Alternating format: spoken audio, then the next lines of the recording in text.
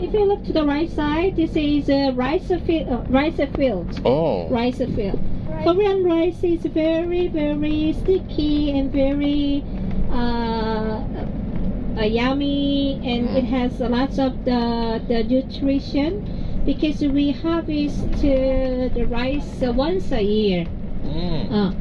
It is autumn. Autumn is a harvest season. We harvest the rice once a year. We transplant baby rice in the spring, April or May, and we harvest it September, October.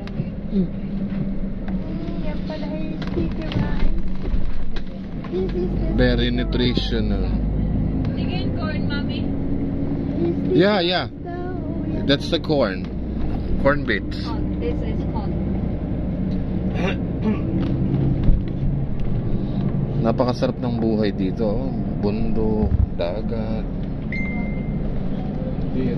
bukid. Kaya ko lang masasabihan kasi pumunta ka dito. Pinakamasarap pa rin sa Pilipinas. Bukid ano Kuya Jerry, no? Bukid. Pinakamasarap pa rin sa Pilipinas. Kahit wala kang pera, buhay ka. Dito magpapakabuhay din. Nako, dito kailangan mo bumayad. This is a cornfield. Cornfield. Cornfield. Corn.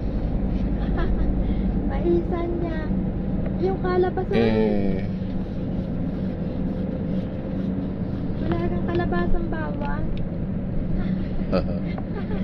Sis kay sir. Green field over there. That is a rice paddy. This is a rice paddy. Rice field. Rice field? Oh, rice field. Oh, The rice field green. It turns to yellow in autumn. Yellow. Month up. And yellow, it means it harvest season. Yeah.